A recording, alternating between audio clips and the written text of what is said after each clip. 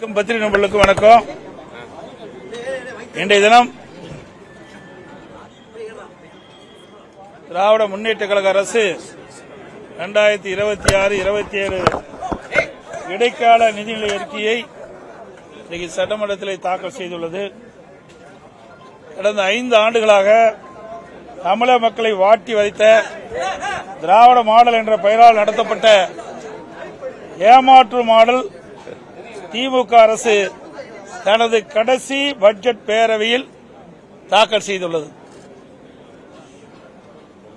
இன்று காலை நாங்கள் தமிழ்நாடு சட்டமன்றத்தில் மாபெரும் காதுகுத்து விழா அழைப்பதிலை அனைத்து ஊடக நண்பர்களுக்கும் அளித்திருக்கின்றோம். அதை நீங்கள் பார்த்திருப்பீர்கள்.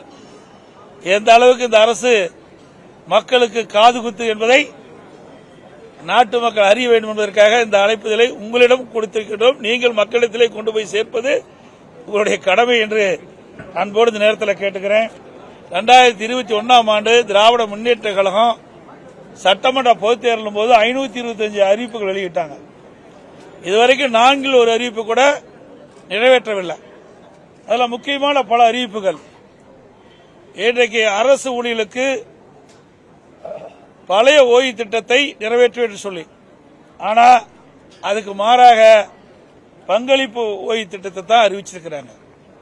அரசு ஊழியர்களையும் இந்த அரசு ஏமாற்றிவிட்டது. அதோடு பல துறைகளில் பணிபுரிகின்ற அலுவலர்களுக்கு பல்வேறு உறுதிமொழிகளை அளித்தார்கள். சத்துணவு அமைப்பாளருக்கு வாக்குறுதி கொடுத்தாங்க, நிறைவேற்றல. பகுதி நேர ஆசிரியர்களுக்கு வாக்குறுதி கொடுத்தாங்க, நிறைவேற்றல. செவிலியருக்கு வாக்குறுதி கொடுத்தாங்க, நிறைவேற்றல. விவசாயிகளுக்கு வாக்குறுதி கொடுத்தாங்க, நிறைவேற்றல. இப்படி பல துறையில் இருக்கின்ற அலுவலர்களுக்கு கொடுக்கப்பட்ட வாக்குறுதியை நிறைவேற்றவில்லை என்று எல்லோருமே போராட்டத்தில் ஈடுபட்டு தமிழகம் ஒரு போராட்ட களமாக இன்றைக்கு மாறி இருக்கின்றது. கடந்த 5 ஆண்டுகளைப் போல இந்த ஆண்டு நிதிநிலை அறிக்கையும் வார்த்தை ஜாலங்கள் நிறைந்த மேனா மினுக்கி உரையாகத்தான் இருக்கிறதே தவிர உருப்படியாக எதுவும் இல்லை. 25-26 நிதிநிலை அறிக்கையில வருவாய் வரவுகளில் மாநிலத்தின் சொந்த வருவாய் 2.58 லட்சம் என்று எதிர்பார்த்த நிலையில் திருத்திய மதிப்பீட்டின்படி மாநில சொந்த வருவாய் 2.32 லட்சம் கோடியாக குறைந்துள்ளது. சுமார் 26,000 கோடி வருவாய் குறைந்துள்ளது. பிளே ஸ்டோர் மற்றும் ஆப் ஸ்டோரில் இருந்து பாலிமர் செயலியை QR கோடு மூலம் பதிவிறக்கம் செய்யுங்கள்.